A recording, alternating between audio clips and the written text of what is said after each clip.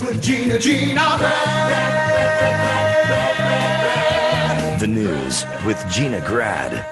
Well, we're going to come out the gate here with some piping hot, fresh off the presses, Rob Gronkowski news. I don't know if you're familiar with what is happening as we record this. I saw a quick tweet. I had to do a bunch of pods earlier. I opened my computer and it's like Rob Gronkowski goes to Buccaneers or traded by Buccaneers or traded by the Patriots. I was like, what? No, what? What's going on?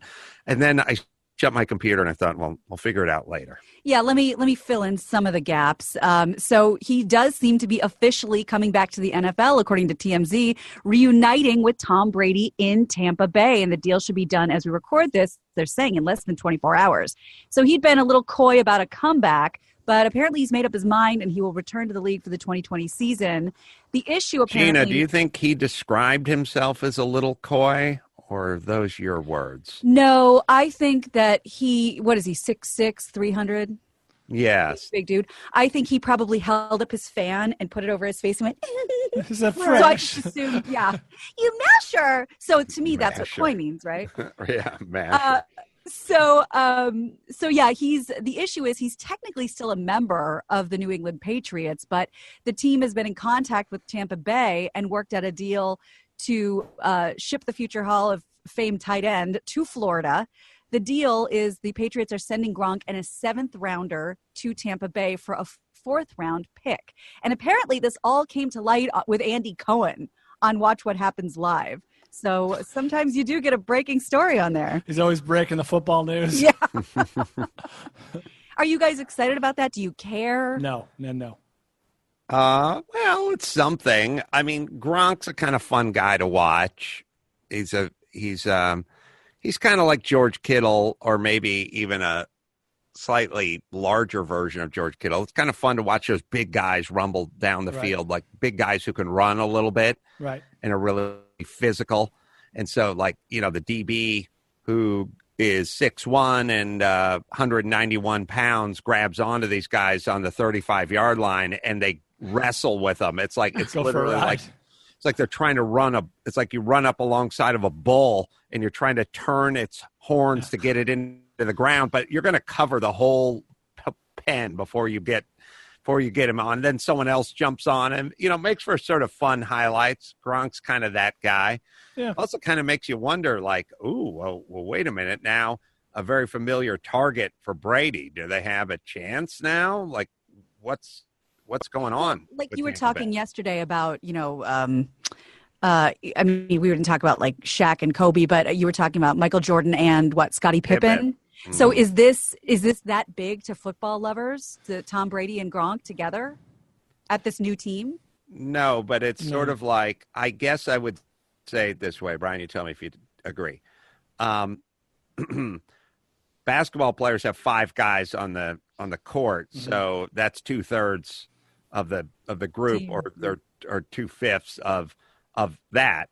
This is 2/11 essentially, so it's a bigger group, but it still means a lot. But percentage wise, obviously it means less because there's many more people out there. Yes, although there's only 4 players eligible to catch passes, so or the 5, whatever it is. Anyway, I grow weary of the Gronk thing. It's fucking. Would you rather him stick with hosting WWE? I'd rather him stick with staying away from my eyeballs. But objectively, the greatest quarterback to tight end, tandem of all time. I can't imagine maybe Dan Fouts and Kellen Winslow, but that's a different era. This is this is a great quarterback tight end duo throughout history.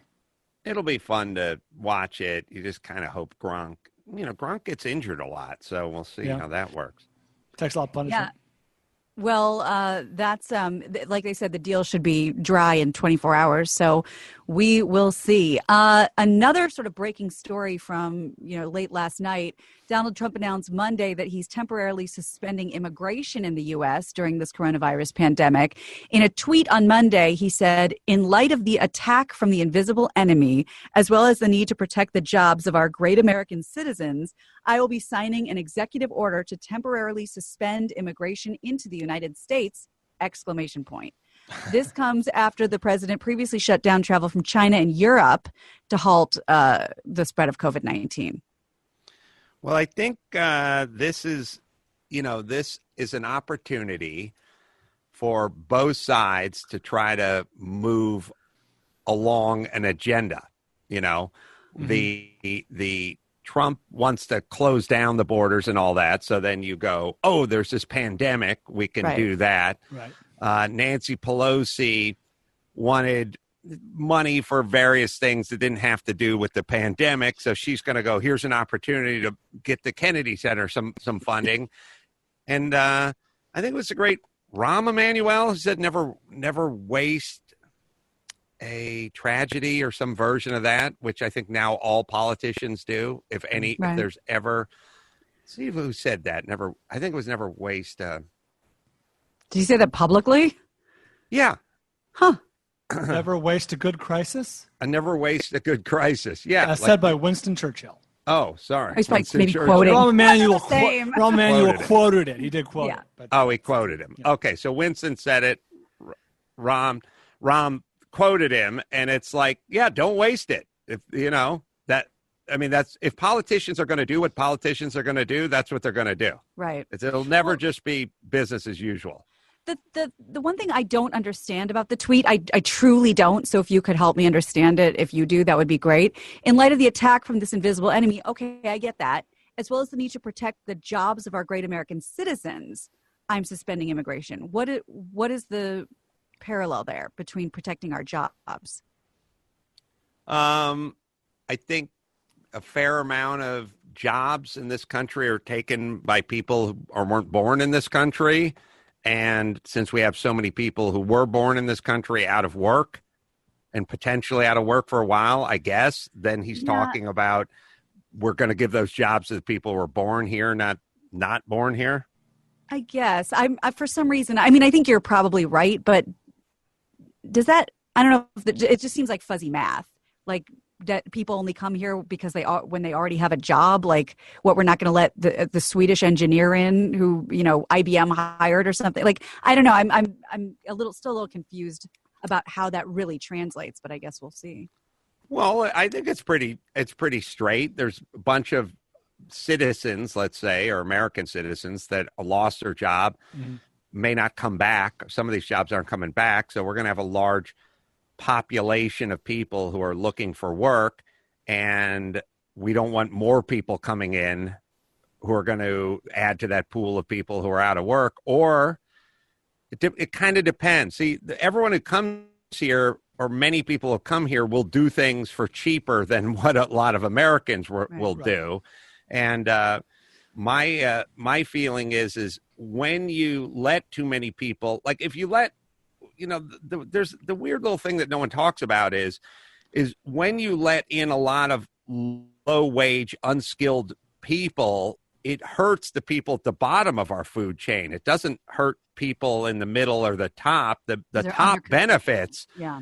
So if you own the farm, or you own the manufacturer or the chicken company, if you're Tyson Chicken or something, and you own that, then you're rich, and then you benefit from the people coming in who are working your chicken factory for $14 an hour versus the guy who was born down the street who wants $19 an hour. So it's actually putting pressure on wages to go downward, and it's hurting the poor people.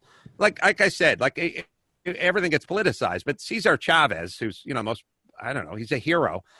He's a progressive hero. He ran the farmers union, and he had all Chicanos, they would call it back then. He had a whole bunch of poor Hispanic people who were on his side,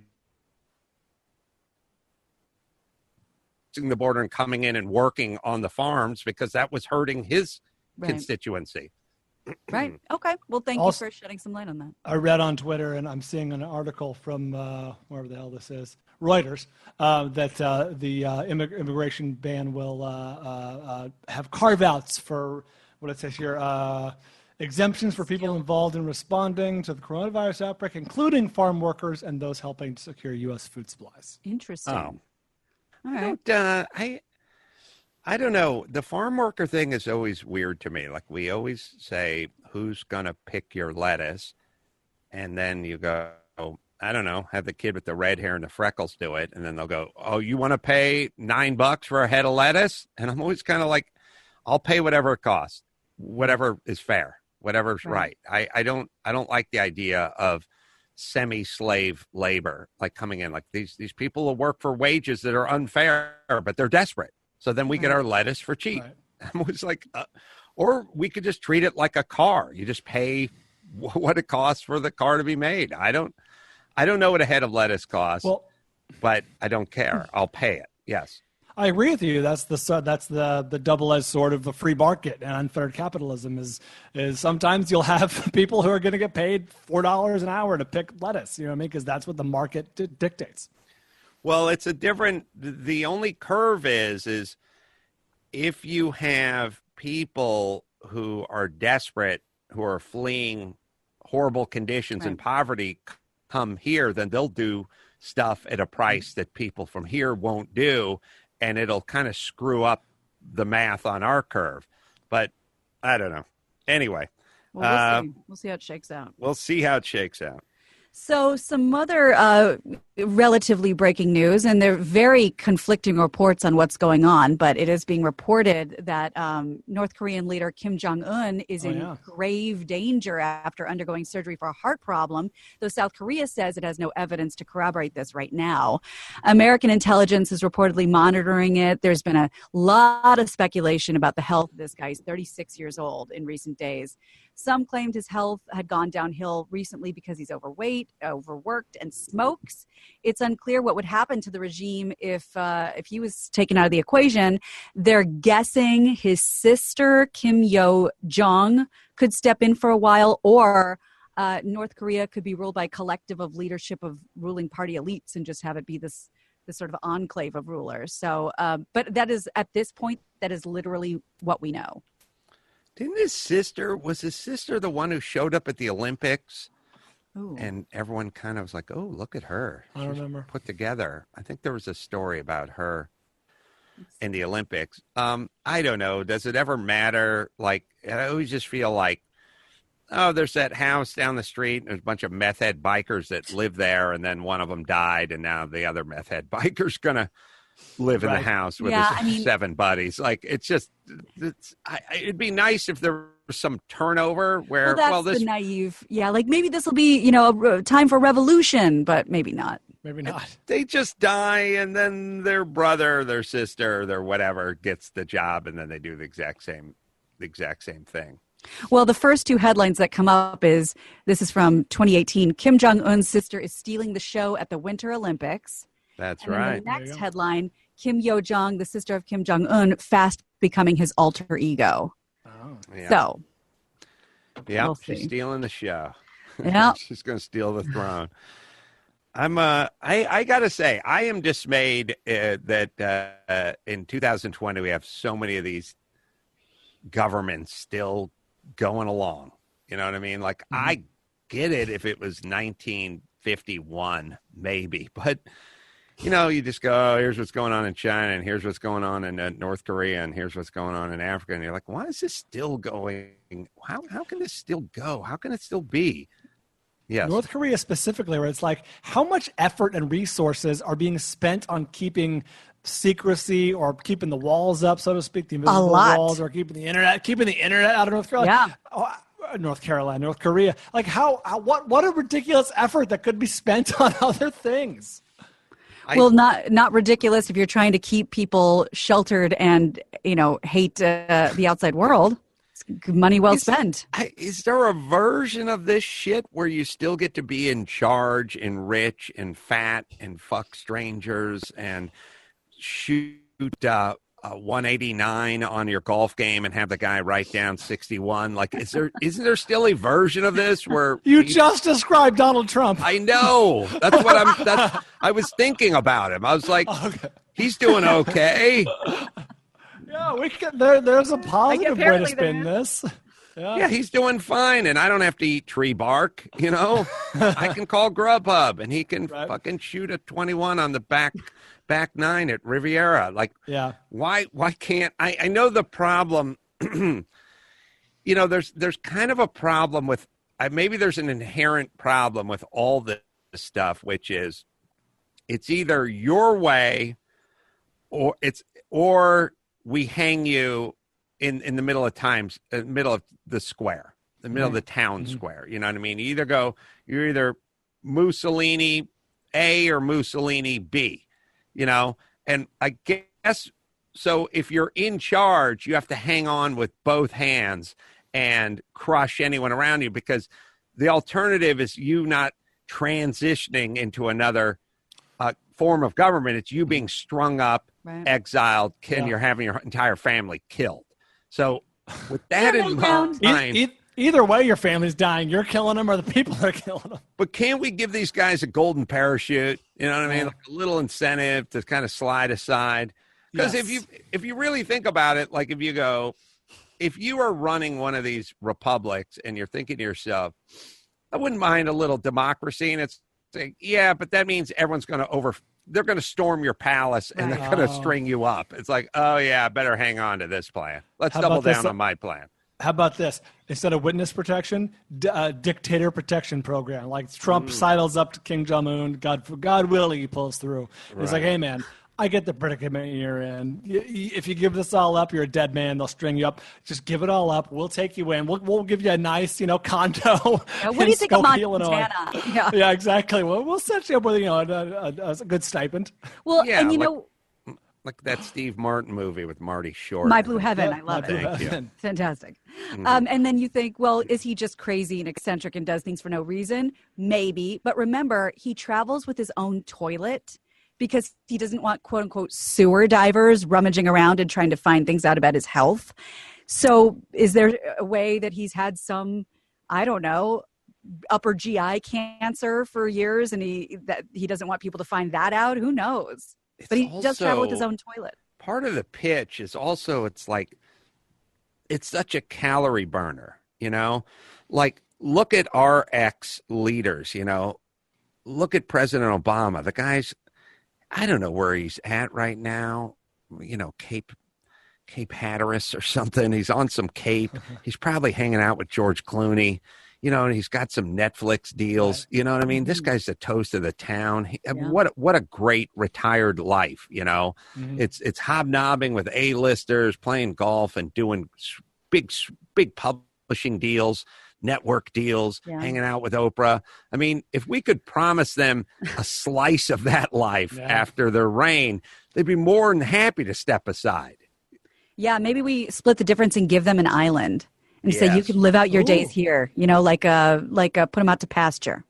Well, what's Epstein's island? Was that Epstein I'm thinking about? Yeah, give him Epstein. Yeah, what's he doing with the island? Literally nothing. Not fucking. No, not fucking. There's a bunch of 16-year-old chicks just waiting on the shore going, where the fuck's that plane? They're probably older by now. Oh, yeah. You're right. Good call. Well, poisonings related to cleaners and disinfectants have surged in the U.S., particularly in the last month, as the global pandemic spurred this haphazard rush to disinfect everything. This is according to Bloomberg News. Calls to state and local poison control centers tied to cleaners and disinfectants rose 20% in the first quarter. That's 45,550, by the way, according to data from the CDC. Complaints include shortness of breath from inhalation, dizziness, vomiting from ingestion. So a lot of people, they said in the article, are putting their produce in bleach. Oh, boy. Things like that. Bad ideas. Get the veggie Have you wash. seen that coronavirus, that big blown up color picture of that thing? It loves tomatoes. It looks like a killer tomato. Yeah, that's right. It does. It's coming. Again, if they turn it around, I'll show the evil eyes on that thing and scary scowl on its mouth. Yeah, so everyone is utterly freaked out, and this is one of those, byproducts of what we're doing. And there was that couple, I don't know, a month ago, Brian, I think you remember that the guy died, it was an older couple, and I think in Florida, because he drank the aquarium cleaner. Yeah, that's right. Mm-hmm. So, everybody relax with that. That's not a great idea. All right, one more, Gina Grant. All right.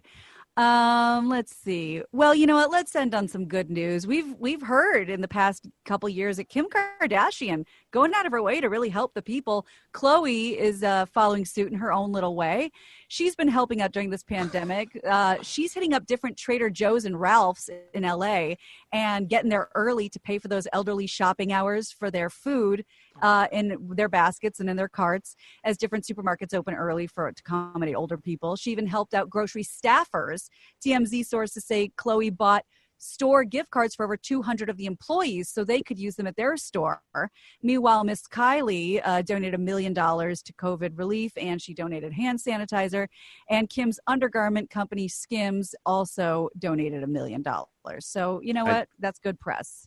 I just had this discussion last night because Sonny is getting deep into the Family Guy. Oh, he has my episode, Death Lives, in his top 30, but he won't say where. So benevolent. Yeah, I know. And I always kid around with him, like, favorite episode, right? And he's like, it's up there. It's up there. It's upper third. It's a contender. Yeah, so now it's weird. You'll notice it with Tessa soon enough, but at some point, your kids start coming online. Yeah. And, Sonny's now watched every episode of Family Guy, and now he comes in and he says to me, hey, does Seth MacFarlane have an IMAX theater in his house? And I go, yeah, I've been in it. And he goes, you have? Yeah, it's next to the underground bar we'd sit and drink at after hours after the Christmas party. You been in the IMAX? Yeah. You been in the bar? Yeah. You go for the Christmas party? Yeah, if I'm in town. Could I go to the Christmas party? I go, So it's weird. Now you're waking up to this thing. And then Natalia goes, hey, do you know the Kardashians? And I'm like, no. And he's like, could you make friends with the Kardashians? Because Natalia only wants to go to Kardashian's house. Sure. The boy wants to go to Seth MacFarlane's place, and he's like, I hear he sings those Frank Sinatra songs like he sings in Family Guy, and I'm like, absolutely, he sings those songs all night, and you can see these old gears turning in his brain, and he's like, can I go? And I start thinking, yeah, it might be cool. So we'll keep you posted, but that was my Kardashian Family Guy discussion. All right, Gina, let's bring it home. You got it. I'm Gina Grad, and that's the news. Gina. That was the news with Gina Grad.